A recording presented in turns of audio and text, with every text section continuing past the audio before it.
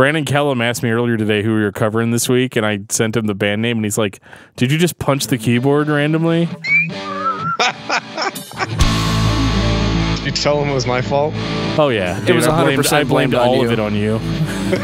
I was like, "This is what happens when we let Geoff pick the bands." Is that what you told him? That's exactly what I told him, word for word. I can show you a transcript if you'd like. I believe you. And if you believe that Dan has a transcript of exactly what he said, then you are ready for this episode of Discography Discussion. I am Joe. That is Dan. That is Geoff. And what band are we talking about, Geoff? Vildhjarta. This will be a pop quiz later for those of you that are reading it right now. Can you say that for me one more time? I'll try. Vildhjarta. Vildhjarta. So where did this band come from? Because Lord knows I have no idea. I think Sweden. My love of World of Warcraft. That's where this band came from. So World of Warcraft and Sweden. Yes, his love of World of Warcraft, I think, is right next door to Sweden. Yeah, I mean, hell, it started it rekindled my love affair with In Flames back in the day because Jesper was such a big fan of WoW as well. But yeah, they had this whole like viral marketing thing where there's a character that they could not pronounce properly because their heavy accent, which is Thrall, who's a badass orc. So they ended up saying Thull all the time, and it just kind of became like this meme amongst WoW people, and it just became a joke. And then I started listening to their music, and I'm like, holy shit, they're really good. And I had stopped playing WoW a long time ago, but I still listen to these guys because they're pretty badass. They definitely reek of Meshuggah and bands of that nature. I did is there something wrong with that? I did at one point mention they sound like if Meshuggah was taking a shit. It would sound something like this. I'm not saying the band is shit. Oh, you told me that it was. You said if it sounds like if Gojira and Meshuggah had a love child together. Yes, and that's awesome to me. Yeah, but that was after I'd only listened to 3 seconds of audio. So the coming to the taking a shit part hadn't developed fully yet. Damn. But that's okay. Well, before we get into the Swedish death metal bands taking a shit, I'm going to take this time to say thank you to everyone that is listening to this podcast. Thank you for subscribing. If you are not a subscriber, you can find everything Discography Discussion at discussmetal.com. We are on Google Play. We are on iTunes. We are on Stitcher. We are on TuneIn Radio. So if you have an Amazon Echo product, you can say to it, Alexa, play the latest episode of Discography Discussion, and she will. We're also on Facebook and on Twitter at Discuss Metal. Be sure to like, favorite, and subscribe, and Dan is going to tell us all about 5-star reviews. We love 5-star reviews here at Discography Discussion. Let me tell you, the more 5-star reviews that we receive, the more notable we become as a podcast, and the more searchable we become. And that's really important because we really want you guys to be able to find us whenever you type in something like metal podcast. Let's say you hear 30 seconds of a podcast, hopefully ours, and you say, man, what was that podcast? It was a metal podcast. The more 5-star reviews we get, the easier it'll be for you to find us if you type in something like metal podcast. However, if you don't have a strong opinion of us, let us know that too. You give us whatever kind of review you think we deserve. We received the following Facebook Messenger message from Derek Smith on Friday. He says, yo fellas, about 80% into the Tourniquet episode, and I'd have to say this is one of my top 5 all-timers of the 100s or the hundreds of podcasts I've heard. Props to you and way to go. Well, thank you very much, Derek Smith. Thank you, sir. We really appreciate that, and we're glad to have you as a listener. And man, I wish I was on the Tourniquet episode. Yeah, that's all right. We called up our buddy Vaughn from Perth, Australia. He's kind of like the Australian Geoff. He's great. I got something to tell you. We're hiring Vaughn full time. Sweet. I know this is an awkward time to bring this up, but you know, I was bummed because I wanted to talk about my love of weird ass metal from Australia, since I know he would probably know who Ni Avildiscaris is, since you guys don't. Yeah, we're not talking about whatever that is you just said. We are talking about it's another band we Vildhjarta. can't. Okay, here's the trick. If we ever are covering a band and we can't pronounce it, there's a good chance I'm the one that picked the band. That's the only chance. So anyway, thank you very much, Derek Smith. We really appreciate your feedback. Absolutely. And, definitely hit us up anytime. I did respond to that message already. So if you're listening to this, again, thank you. Another big thank you goes out to Dave Cassidy, who is supporting us on Patreon.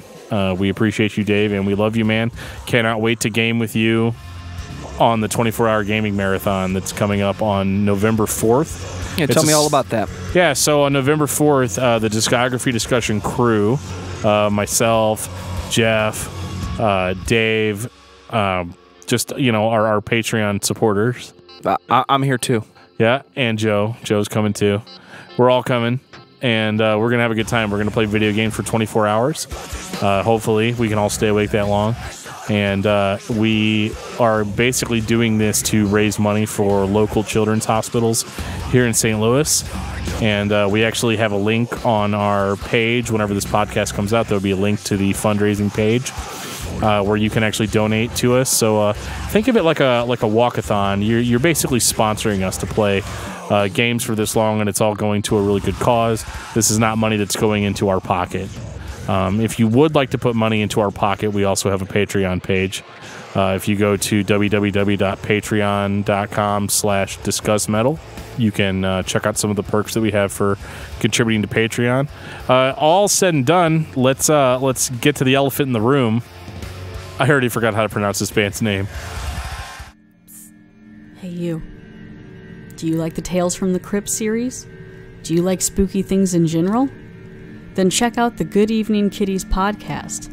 That's Good Evening Kitties podcast. GOODEVENING KIDDIES podcast. Each week, I'll review a new episode from the TV series The Tales from the Crypt. Find me on Podbay, Podbean, or iTunes. That's the Good Evening Kitties podcast. Check it out today. All right, so Geoff. Vildhjarta. Vildhjarta. Hey, Joe's got it. Do I still not have it? That's what happens when you're Vildhjarta. a vocal major and you're required to pronounce words correctly. Vildhjarta. And I'm actually Scandinavian roots. That's horrible. That shows in the attitude sometimes, I'm telling you. Yep. Hey-o! Oh, history. I thought I kind of gave some of the history lesson already. I mean, what really got them started was their love of World of Warcraft and their inability to pronounce Thrall. It just became this huge phenomenon. And I don't think people realize how many WoW players there are out there in the world and how big of there's millions of people that play it, and then there's tons of metalheads that play it as well. So it all works out. And it started, I guess, what was it? Swedish death metal band started, I think, in 2009 with their debut EP, Omnislash. That sound right? Yeah, Omnislash. Which is a reference to Final Fantasy VII. Yep. Yes, it is. Which, good luck finding it. I was not able to. This is great. Yeah, I couldn't find this one either. Unfortunately, I wasn't able to listen to this one. Yeah, I'm there too. I couldn't find it. It's before that was a self-released. Okay. And then I think it goes to Mastodon. 2011. Yeah. Their only studio album to date. Yeah. Yeah. The other one's an EP after this, but it looks like I'm going to have a cat come hang out with me. Cool. Well, lead the way, Geoff. This is all you. It's not hard to figure out why I like these guys. I mean, I'm kind of a broken record. This is a cover-to-cover album. It's fantastic. There's a couple of standout tracks that I like. Traces and probably Deceit are probably my two favorites. I know they're not the most popular. I think that's Shadow and Dagger, I think, are the ones that get the most radio play. Oh, there's a cat. I don't know, dude. Give me some of that Eternal Golden Monk, and I'm a happy guy. Yeah, that one's really good too, man. It suffers from the stereotypical gent sludge in places. Yeah, I mean, there's plenty of the gent involved in here. Just say D-Gen. You guys sound like assholes when you say it is gent. There's I can't remember exactly what they say, but there's some part in Eternal Golden Monk that I really dig the lyrics. They say, I know, holy shit, lyrics coming from Geoff. I know. That's a first. It's second, third. It's because it kind of hits home for me because I'm a little a perfectionist, and they say, once you strive for perfection, there's only one way left to go, and that's down. That's probably not exactly what it's not verbatim what they say, because I don't follow the lyrics quite as crazy as Dan does. But man, that just totally nailed it for me, because that's if anybody who's a perfectionist, you kill yourself anytime that you're not perfect. And that song was really good because of that. I really actually dug lyrics for a change on a song. So yeah, that's a really good song too. Well, so what I liked about this album that was striking to me was obviously, yeah, you've got kind of a technical death metal meets degen kind of modern band. I would actually even call this deathcore, even though that's a dirty word. It definitely has that influence of just spastic time signatures, really sludgy breakdowns, guttural death metal vocals, high pitched shrieks thrown in there. And it really hits you like an oral assault. It's there's a lot going on at once, and you're not going to be able to digest it the first time you listen to it. It definitely is a blender of different influences. I definitely hear a lot of Meshuggah. In the more atmospheric sections, I definitely hear Gojira in there, and honestly, the production quality is really, really, really punchy and in your face, and I like that. I like that the record just kind of hits you coming out of the gate, and just a lot of weird stuff going on here. A lot of dissonance thrown in there. A lot kind of a permeating atmosphere is all over each of the songs, and the band is really crazy with their time signatures. Some of this shit had to have been near impossible to pull off in studio. It was definitely mathcore. At it times. was. I mean, definitely 100% rock solid. My favorite track on this record is "The Lone Deranger," which is the last song. The last track, yeah, that's a good song too. The whole damn thing's good. Right, because on Deceit before that, things had kind of slowed down a little bit, and on the Lone Deranger, it just all kicks back in full force and really carries the album home for you. It really did really great for this album, and I'm a little disappointed that this was their only main release. It looks like they haven't done anything in a few years. So was this an independent group, or did they? No, this was on Metal Blade, dude. Yeah, this is Metal Blade. Mm-hmm. So one record with an EP on each side, and they haven't done anything for a few years. I mean, right. Well, they've been. Every 6 months, they're hinting at stuff that they've put out. They'll release little snippets on YouTube. But yeah, I think these guys are. I haven't looked into it too closely, but I think they're almost like a studio band. Mainly because I don't know how the hell you play some of this shit live, for starters. Consistently, it's possible, man. Meshuggah does it every night. Yeah, but they're kind of Opeth also. Yeah, Opeth's not this crazy, but yeah. But there's not a ton of people that can do what that Meshuggah does night in, night out. I mean, they're very special, being able to consistently do that. Absolutely. But there's stuff out there. I hope that there's something more coming.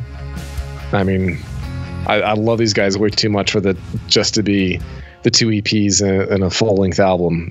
There's got to be more coming. And like I said, with the few random hints that they give, I think there is something coming. One other thing that I really dig that we didn't hit on quite yet is I like the fact that there's dual vocalists. Yeah, you could really hear that too. Each vocalist is extremely good at what they do. Instead of one guy trying to master two different styles. I mean, I've heard it in other bands before, but there's Christian definitely a from Scar Symmetry. Yeah, he's another one of those guys that I guess now he's in Solution 45, but he's in a ton of bands.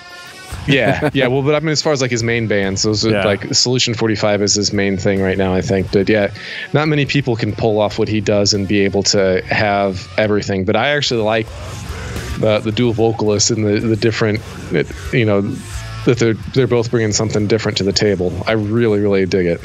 Yeah, and I got a little bit of a space vibe off of this too. Yeah. It just seemed very, very out in the atmosphere. It could just be those pretty stars through the trees, But no, I don't know. This record was very melodic while still beating me in the head with a tire iron, and I enjoyed that experience for some reason.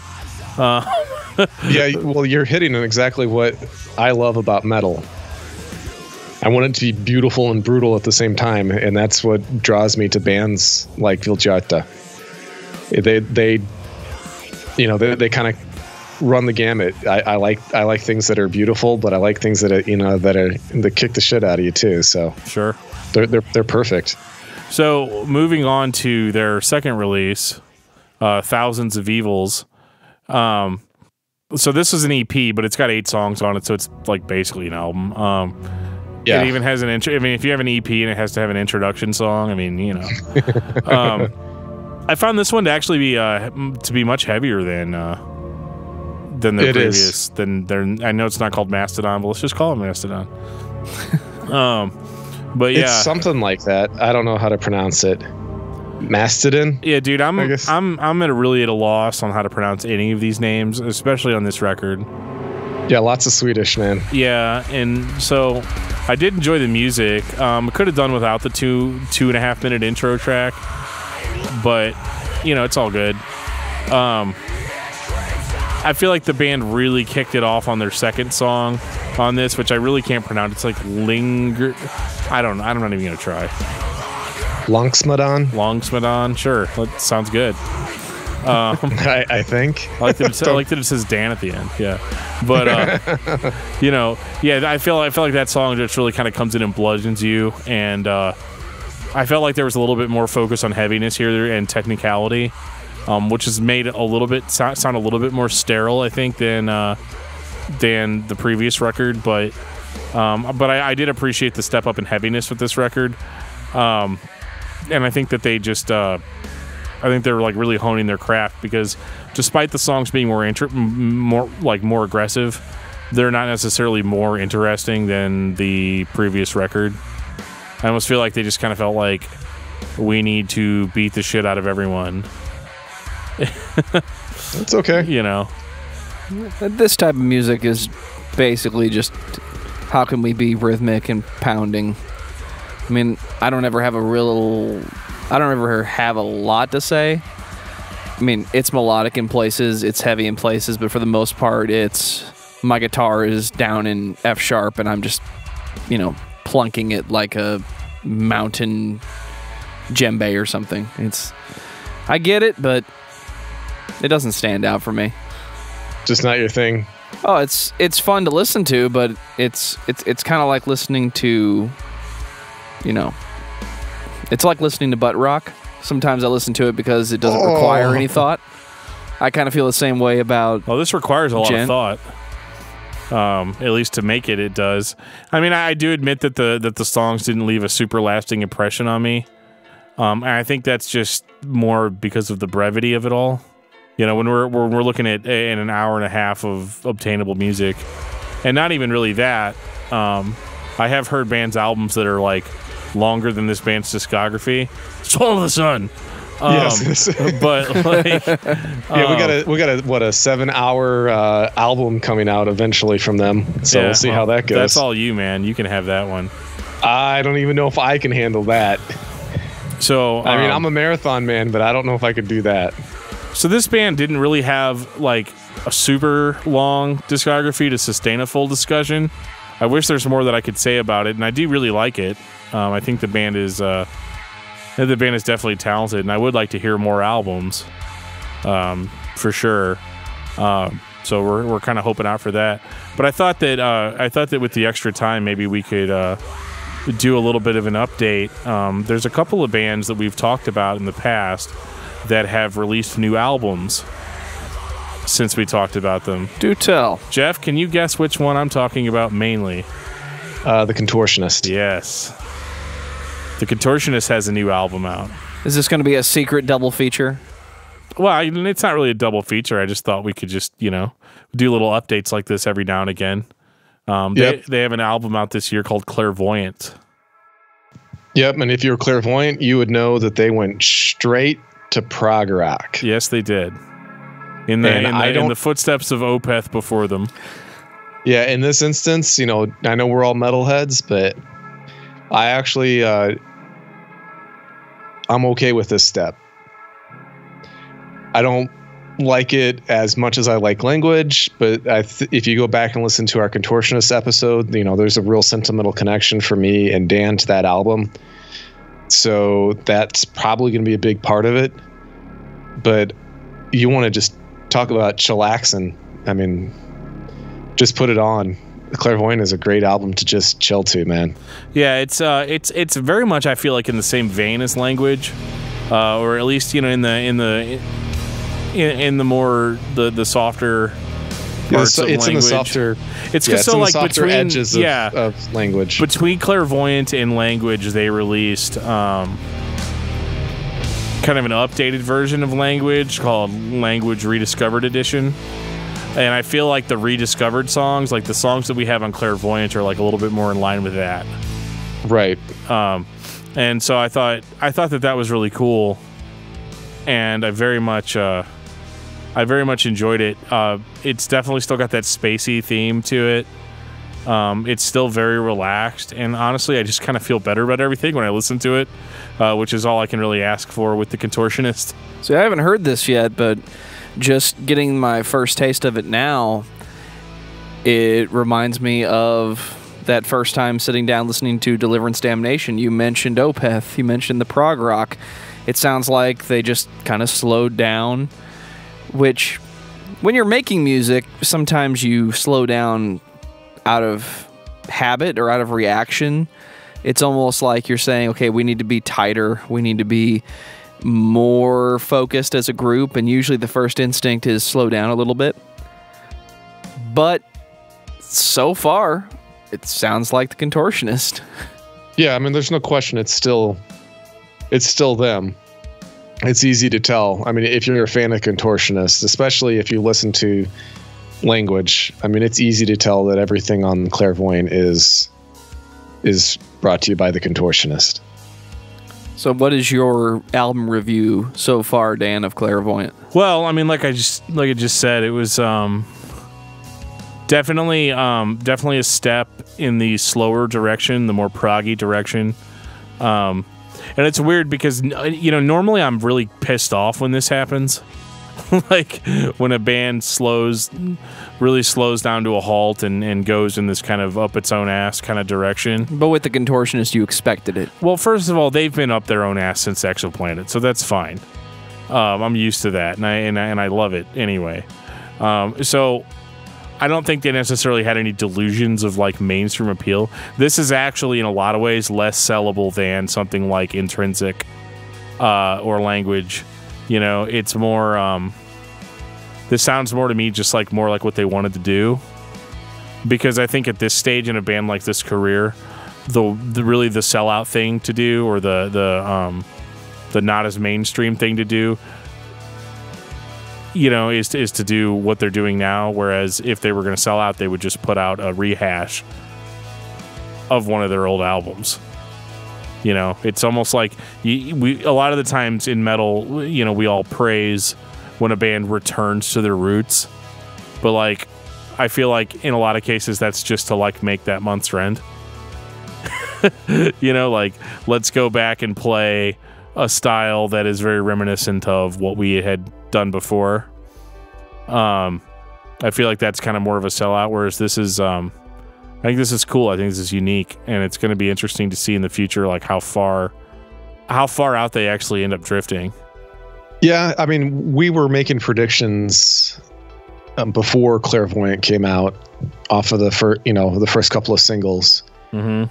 And my thought is they were at the time was that they were going to go, almost mainstream rock, and they didn't. I mean, it's just straight up prog rock. Yeah, it's not. Yeah, which I was nothing worried catchy on here. Yeah, I thought they were not necessarily sell out, but I just thought that was the direction that they were going to go. And I'm glad, I like prog rock, so I'm perfectly fine, with this album. I think it's fantastic. I think if I hadn't have heard any of their previous stuff, I still would really, really enjoy it. I think I'd be surprised if I went backwards in their discography. If I heard Clairvoyant first and then heard everything else. Sure. I mean, there's a couple of things on Language, that I would have thought, okay, well, that sounds like them. But as soon as you go back to like Exoplanet and stuff like that, I'd be going, holy shit. Right. Yeah. I mean, that'd be a pretty big jump. But I think Language is a really good album, a really good transitional album for them. Oh, it is. Because it really is. Intrinsic and Exoplanet are kind of like a nice two set. They complement one another. Language, I think even if you were listening backwards, I think Language would still bridge the gap. It's perfectly placed in that sense. And so I mean, I really enjoyed this quite a bit, and I just felt like we needed to mention it. That we've wondered kind of over time, what do we do whenever a band puts out an album that we've already talked about? And that was one I definitely wanted to make sure I hit on. I think I said there were a couple of bands, but the more I look at the previous episodes, I'm thinking there was just the one. Well, no, I think the other thing that you were thinking of was the Syra or Kyra or however you pronounce it. Yeah, because we were talking about that. Yeah. Yeah, that's the other one that you're thinking of, and that's really just like an ancillary In Flames, and I say that in the fact that it literally is in ancillary In Flames. If you listen to In Flames now and you listen to Jesper's new band, I'm just gonna say that which one's the real In Flames? Yeah, I'm crushed by both in a bad way. Yeah, I was so I'm really, really, really, really, really disappointed. Yeah, I mean, but that's just because like we were talking about, we were hoping they'd go back to the roots, and they're going another direction, which is cool for them. I'm glad that they're, I'm glad for them, and it seems like they're getting a lot of good fanfare, and a lot of people like it. Sure. I need to listen to it more, I guess, is really what I'm saying. It's really jarring because I was expecting one thing and I got something else. Absolutely. So, especially after all the talk that Jesper's been doing, I was like, okay, yeah, we're going back to our roots. We're going to have a badass. Yeah, I mean, he recently said In Flames should change their name, and then to put out what he put out is it, I don't think it's like, I don't think that the Sea Hydra album sounds like Battles, but it's definitely like, it's hard to explain. I mean, I like their singer's voice a lot more than I like Andrew's singing voice. Oh yeah, if that's any consolation, but yeah, that's because the guy he's got pipes. There's no question about it. It's just not the type of pipes we were expecting to hear. But I'm kind of curious, if there's anybody out there listening to us, listen to Letter to Myself, which that's the new album, and see if you guys feel the same way we do, and then let us know what you think, because I was super pumped, super stoked, and I only gave it one listen through, and I haven't listened to it again because I was super disappointed. Yeah. Actually, you want to know what I did? I went back and listened to Chaos AD. Oh, there you go. That's what I did. I was like, I need something to kick some ass. Right. Well, we've got a couple of really cool shows coming up, and I apologize, guys, that this episode isn't as long as the other ones have been, but it's just kind of one of those weeks. But I can let you know that we definitely have some really exciting stuff coming up. We've got Jared Montague formerly of Taproot on next week.